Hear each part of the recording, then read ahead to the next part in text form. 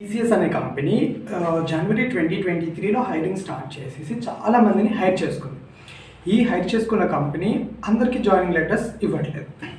Offer letter ఇచ్చింది కానీ జాయినింగ్కి వచ్చేసరికి 2 months 3 months ఇంకా అని చెప్తూ డిలే చేస్తూ వస్తారు. అలాగే స్టేట్ స్ట్రీట్ అనే కంపెనీ చాలామంది ఇంటర్న్స్ని హైర్ చేసుకుంది. ఇంటర్న్షిప్ అయిపోయిన తర్వాత joining letter full time offer మాత్రం ఇవ్వలేదు. సో ఇది ప్రజెంట్ సిచ్యువేషన్. ఈ 2 కంపెనీలే ఎగ్జాంపుల్గా చెప్పాను. ఇవి మాత్రమే కాదు, ఇంకా చాలా కంపెనీస్ ఇప్పుడు ఏం చేస్తున్నాయంటే జాయినింగ్ లెటర్స్ ఇవ్వట్లేదు. ఆఫర్ లెటర్స్ ఇచ్చాయి, జాయినింగ్ లెటర్స్ని హోల్డ్లో పెట్టేశాయి. అలాగే ఇంతకుముందు అయితే మనకు తెలుసు గూగుల్, మైక్రోసాఫ్ట్, యాక్సెంచర్ ఇలాంటి చాలా కంపెనీస్ కూడా ఆల్రెడీ ఫైరింగ్ చాలామందిని చేసేసాయి. సో ఇలాంటి టైంలో నేను ఈరోజు మీకోసం తీసుకొచ్చాను రెసెషన్ గురించి కొన్ని ఇంపార్టెంట్ డీటెయిల్స్. అండ్ సో జనరల్గా నన్ను ఇన్స్టాగ్రామ్లో వాటిలో అడుగుతున్న క్వశ్చన్స్ని నేను ఈరోజు నోట్ చేసుకున్నాను. సో ఆ క్వశ్చన్స్ అన్నిటికీ ఆన్సర్స్ ఈ వీడియోలో నేను చెప్పడానికి రెడీగా ఉన్నాను. సో ఫస్ట్ ఈ రెసెషన్ అంటే ఏంటి అంటే జనరల్గా ఇది రెసెషన్ గురించి వచ్చిన లే ఆఫ్స్ అనేది పక్కన పెడితే, ఎందుకంటే ఇది రెసెషన్ గురించి వచ్చినాయని చెప్పద్దు. ఎందుకంటే ఇప్పుడు మన ఇంటి పక్కన ఏదైనా మంట వచ్చింది అనుకోండి, ఆ మంట మా ఇంట్లోకి కూడా వస్తుందని కొంచెం భయపడి మనం కూడా జాగ్రత్త పడ్డాం, తప్పేం కాదు కదా. సో అలాగే కొన్ని కంపెనీస్ ఇంపాక్ట్ అయినప్పుడు మిగతా అన్ని కంపెనీస్ కూడా ఏం చేస్తాయంటే వాళ్ళు ప్రికాషన్గా ఆ హైరింగ్ అనేది ఎక్కువగా తీసుకోవడం అనేది ఆపేస్తారు. ఆపేయడం అంటే కంప్లీట్గా ఆపారు, ఫ్రీజ్ చేస్తారు. ఒక పర్టికులర్ పీరియడ్ వరకు హైర్ చేసుకోవడం ఎందుకు లేనిపోయిన రిస్క్ ఎందుకు అని చెప్పేసి అక్కడ హైరింగ్ని ఫ్రీజ్ చేయడం జరుగుతుంది. కొన్ని కంపెనీస్ ఎప్పుడైతే ఇంపాక్ట్ అయ్యాయో మిగతా అన్ని కంపెనీస్ కూడా సీరియస్ అవ్వడం, ఈ హైరింగ్ విషయంలో సీరియస్ అయ్యి కొంచెం జాగ్రత్తగా హైర్ చేయడం జరుగుతుంది.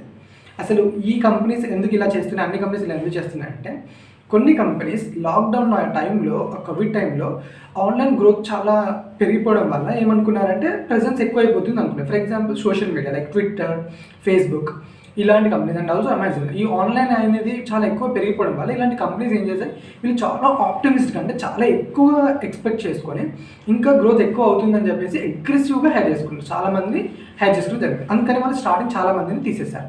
ఈ రిసెషన్ అనేది ఎక్కడ స్టార్ట్ అయ్యింది అంటే యూఎస్లో స్టార్ట్ అయింది. తర్వాత ఇప్పుడు మన యూకేకి వచ్చింది. యూకేలో, జర్మనీలో బాగా ఇంపాక్ట్ అవ్వడం. సో ఆ తర్వాత ఇప్పుడు చైనా కంట్రీస్లో కూడా రెసెషన్ వస్తుంది.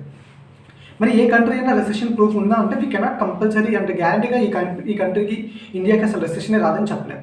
సో రెసెషన్ అనేది జనరల్గా టెక్నికల్ టర్మ్లో చెప్తే it's kind of it depends on GDP growth. So మనకి జీడిపి గ్రోత్ని బట్టి రెసెషన్ అనేది ఉంటుంది. సో రెసెషన్ వచ్చినప్పుడు ఆ కంట్రీలో బేస్డ్ అయిన కంపెనీస్ ఏవైతే ఉంటాయో అవి బాగా ఇంపాక్ట్ అవుతాయి.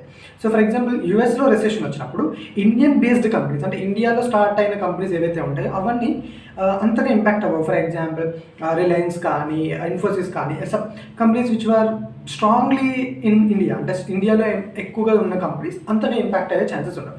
ఆ కంట్రీస్లో ఉన్న కంపెనీస్ ఏవైతే ఉన్నాయో ఫర్ ఎగ్జాంపుల్ మెటా కానీ, అమెజాన్ కానీ ఇలాంటి కంపెనీస్ ఇంపాక్ట్ అవుతాయి. అంటే ఆ ఎంప్లాయీస్ ఇండియాలో ఉన్నప్పుడు ఇంపాక్ట్ అవుతారు. ఎందుకంటే దట్స్ వరల్డ్ వైడ్ కంపెనీ, అక్కడ ఉన్న కంపెనీ కాబట్టి మేజర్ అంతా అక్కడ ఉంది కాబట్టి అక్కడ ఇంపాక్ట్ అయింది కాబట్టి వాళ్ళ ఎంప్లాయీస్ ఇక్కడ ఉంటే ఇక్కడ కూడా ఇంపాక్ట్ అవ్వడానికి ఛాన్సెస్ ఉంటాయి. సో ఇప్పుడు ఈ impact of recession on freshers గురించి అడిగితే ఫ్రెషర్స్ మీద డెఫినెట్లీ ఉంది. ఎందుకంటే నేను చెప్పాను కదా స్ట్రీట్ తీసుకొని ఇంటర్న్స్ లాగా తీసుకొని బట్ ఫుల్ టైమ్ ఆఫర్ ఇవ్వలేదని. So it happens. సో ఇదొక కంపెనీ కాదు, ఇంకా చాలా కంపెనీస్ కూడా ఆఫర్ లెటర్స్ అయితే ఇచ్చాయి కానీ జాయినింగ్ లెటర్స్ అయితే ఇవ్వకుండా జాయినింగ్ని కూడా కొంచెం ఫ్రీజింగ్లో పెట్టేశాయి. సో అది ఇప్పటికీ చూస్తూనే ఉన్నాం. That is about freshers. ఇది అన్ని కంపెనీస్లో చేయవు, కొన్ని కంపెనీస్ చేస్తున్నాయి. ఫర్ ఎగ్జాంపుల్ మా కంపెనీ ఫ్రెషర్స్ని కూడా హైర్ చేసింది, కానీ మా దాంట్లో ఎక్స్పీరియన్స్డ్ వాళ్ళని ఫ్రీజ్ చేసి ఫ్రెషర్స్ని అయితే హైర్ చేసుకుంది. 100 people వరకు ఫ్రెషర్స్ని హైర్ చేసుకోవడం జరిగింది. So it also depends on companies. కంపెనీని బట్టి కంపెనీ ఉంటుంది అనమాట. కొన్ని కంపెనీస్ చేయకపోవచ్చు, కొన్ని కంపెనీస్ చేస్తూనే ఉంటాయి. సో ఇప్పుడు టీసీఎస్ అయితే ఫ్రీజ్లో పెట్టేసింది కొంతమంది జాయినింగ్ లెటర్. ఎక్స్పీరియన్స్డ్ వాళ్ళే కూడా వేరే కంపెనీస్లో వాళ్ళు ఆల్రెడీ నోటీస్ పీరియడ్ సర్వ్ చేసేసారు, వీళ్ళు జాయినింగ్ మాత్రం ఇవ్వట్లేదు. ఇప్పుడు వాళ్ళకి బ్రేక్ వచ్చేసింది, ఫ్యామిలీలో ఉండొచ్చు వాళ్ళకి. అలాంటి ఉన్న టైంలో ఇలాంటి టీసీఎస్ లాంటి కంపెనీయే జాయినింగ్ లెటర్ని బ్రేక్లో పెట్టడం చాలామంది ఇప్పుడు లింక్డ్ఇన్లో కూడా అవే పోస్ట్ చేసి బాధపడుతూ ఉన్నారు. సో ఇది ఎవరి మీద ఎక్కువ ఇంపాక్ట్ అవుతుంది రెసెషన్ అనేది చూస్తే, సో అంటే డొమైన్ ఏంటనేసి అడుగుతున్నారు. సో అనేది ఎలాంటి డొమైన్ వాళ్ళ మీద ఈ ఎఫెక్ట్ అవుతుంది అని క్వశ్చన్.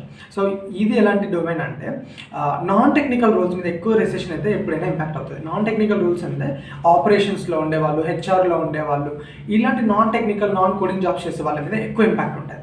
సో మరి కోడింగ్ మీద ఉండే వాళ్ళ మీద ఎందుకు ఇంపాక్ట్ ఉంటుంది అంటే కోడింగ్లో కోర్ అంటే బాగా కోడ్ చేసే వాళ్ళు, అంటే కొంతమంది డెవలపర్స్ ఉంటారు, జీరా డెవలపర్స్ అట్లా కాదు, స్ట్రాంగ్ కోడ్ చేసే వాళ్ళు, ఎక్కువ సిస్టమ్ డిజైన్ చేసే వాళ్ళు, ఇలాంటి వాళ్ళ మీద ఎస్డిఈటీస్ ఉంటారు. అలా చేసే వాళ్ళు ఎక్కడైతే కోడింగ్ ఉంటుందో, సో వీళ్ళకి ఏం ఇష్యూస్ ఉండవు. ఎందుకంటే ఈ కంపెనీస్ వీళ్ళని హైర్ చేసుకోవడం టాలెంట్ చాలా తక్కువ ఉంటారు. వీళ్ళని ఇప్పుడు వదిలేసుకుంటే మళ్ళీ హైర్ చేసుకోవాలి తర్వాత మళ్ళీ అంటే భయపడతారు, కాబట్టి వీళ్ళ మీద ఇంపాక్ట్ అనేది ఉండదు. సో జనరల్గా కంపెనీస్ వీళ్ళని తీసేయడానికి అంతగా ఇష్టపడదు. మిగతా అంటే కాస్ట్ కటింగ్ చేద్దాం అనుకున్నప్పుడు డిఫరెంట్ రోల్స్ మీద, హెచ్ఆర్ కానీ, అడ్మిన్ కానీ, ఆపరేషన్స్ ఇలాంటి వాళ్ళ మీద ఎక్కువ చూపిస్తుంది. సో మీరు ఒకవేళ కోడింగ్ రోల్లో ఉన్నట్టయితే మీకు ఎటువంటి ప్రాబ్లం ఉండదు. రిసెషన్ ఓవర్ అంటే no, recession is not at all over. అసలు రిసెషన్ స్టార్ట్ అయిందని కూడా చెప్పాము. ఇట్ అబౌట్ మనం ఒక కంపెనీ మీద ఇంపాక్ట్ అయితే మిగతా కంపెనీస్ అన్ని మార్కెట్ అలా ఉన్నప్పుడు అక్కడ ఉన్న కంపెనీస్ అన్ని జాగ్రత్త పడడం అనేది సహజం. మనుషులు అందరూ సహజపడతాం, కంపెనీస్ కూడా అలాగే సహజపడతాయి. సో వాళ్ళు కూడా ఫ్రీజ్ చేయడం జరుగుతుంది, అలా ఫ్రీజ్ జరుగుతూ ఉన్నాయి కంపెనీస్. ఈ టైంలో మీరు ఏం చేయొచ్చు అంటే, సో నేను చెప్పాను కదా, నాన్ టెక్నికల్ జాబ్స్ వాళ్ళకంటే కూడా టెక్నికల్ రోల్స్లో చేసే వాళ్ళకి ఎప్పటికీ ఎటువంటి ప్రాబ్లం ఉండదు. వీళ్ళు టెక్నికల్ రోల్స్లో మీకు ఆ స్కిల్ సెట్ అనేది ఉంటే మిమ్మల్ని ఎవరు ఎప్పుడైనా తీసుకుంటారు. ఈ ఇయర్ రిసెషన్ ఉండొచ్చు, తక్కువ హైరింగ్ చేస్తుండొచ్చు. మా బ్యాచ్ అప్పుడు 2021లో అసలు ఏమి రాని వాళ్ళందరికీ కూడా కరెక్ట్గా స్పెల్లింగ్స్ రాని వాళ్ళని కూడా చాలామంది సాఫ్ట్వేర్లో అంటే ఇంగ్లీష్ వచ్చి కొంచెం బేసిక్ ఇంగ్లీష్ వచ్చిన వాళ్ళని కూడా తీసేసుకొని సాఫ్ట్వేర్ జాబ్స్ ఇచ్చారు. అలాంటి వాళ్ళందరికీ 2021లో వచ్చాయి. బట్ ఇప్పుడు ఉన్న టాలెంటెడ్ ఉన్న వాళ్ళకి, కొన్ని స్కిల్స్ ఉన్న వాళ్ళని, ఎందుకంటే హైరింగ్ తక్కువ చేశారు కాబట్టి స్కిల్స్ ఉన్న వాళ్ళని తీసుకుంటారు. ఇప్పుడు అప్పట్లో వచ్చిన వేస్ట్ వాళ్ళందరికీ ఇప్పుడైతే రావు ఈ టైంలో ఉన్నట్లయితే. సో అలా ఉందన్నమాట ఈరోజు పరిస్థితి. ఏంటంటే జస్ట్ అంత బ్యాడ్గా అయితే ఏం లేదు, but it is all about perception. Companies risk ఇలాంటి టైంలో తీసుకోవడం, కాస్ట్ కస్టింగ్ అట్లా ఆ టైంలో ఇలాంటి పనులు చేయకుండా they will try to minimize the risk. ఎప్పుడైనా సరే మనం రిస్క్ని ఎస్కేప్ అవ్వలేం కానీ మినిమైజ్ చేయొచ్చు. అందుకే అంటే తీసేసుకోకుండా ఎంప్లాయీస్ని ఫ్రీజ్ చేసుకోవచ్చు. ఎందుకు ఈ టైంలో ఎందుకు అని చెప్పేసి అనుకుంటాం. సో ల్యాండ్ రేట్ పెరుగుతున్న టైంలో పెరిగిపోయింది అనుకోండి, ఆ టైంలో కొంచెం ఓకే అన్నప్పుడు కొనుక్కోవడం. ఇట్లా రిస్క్ మనం ఏదైనా దేంట్లో అయినా చేయాలనుకోం కదా, అలాగే సాఫ్ట్వేర్ కంపెనీస్ కూడా అలాగే ఉన్నాయి. సో ఇండియాలో ఉన్న కంపెనీస్ కూడా ప్రస్తుతానికి ఈ స్టేజ్లో ఉంటాయి. So if you're already joining అంటే మీకు జాయినింగ్ లెటర్స్ అనేవి డిలే అవ్వచ్చు. సో మీకు ఏదైనా ఫస్ట్ కంపెనీలో వచ్చేసింది అనుకోండి ఆఫర్ లెటర్, జాయినింగ్ లెటర్ వచ్చిన కంపెనీకి వెళ్ళండి. ఇప్పుడు మల్టిపుల్ ఆఫర్స్ ఉన్న వాళ్ళు ఫస్ట్ జాయినింగ్ లెటర్ ఏ కంపెనీకి వస్తే దానికి వెళ్ళండి. ఎందుకంటే అంటే ఒక శాలరీ కొంచెమే డిఫరెన్స్ ఉంటే వెళ్ళిపోవడం బెటర్. ఎందుకంటే మళ్ళీ వేరే కంపెనీలో జాయినింగ్ లెటర్ రావచ్చు, వాళ్ళు తీసేయచ్చు, ఏం జరుగుతుందో అస్సలు ఎక్స్పెక్ట్ చేయలేం. కాబట్టి ఈ సజెషన్స్ ఫాలో అవ్వండి, మీకు ఎటువంటి ప్రాబ్లం ఉండదు. సో టెక్నికల్ ఫ్రెషర్స్ ఎవరైతే జాబ్ తెచ్చుకోవాలని అనుకుంటున్న వాళ్ళు, జాబ్ లేని వాళ్ళు, ఆఫర్ లేని వాళ్ళు, మీరు ఎవరి ఇవ్వకండి, స్కిల్స్ని ఇంప్రూవ్ చేసుకోండి. స్కిల్స్ ఇంప్రూవ్ చేసుకుంటే రేపు మార్కెట్ పెరిగినా కూడా, రేపు మార్కెట్ మళ్ళీ గ్రోత్ మంచిగా వచ్చినా కూడా, సో మీకు జాబ్స్ ఆఫర్స్ ఈజీగా వస్తున్నాయి. అంటే గ్యాప్ వచ్చినా కూడా తీసుకుంటారు, ఎందుకంటే మళ్ళీ వాళ్ళకి అప్పుడప్పుడు అగ్రెసివ్గా హైరింగ్ చేయాల్సి వస్తూనే ఉంటుంది కాబట్టి. So that's all about this video. I'll be back with another video very soon.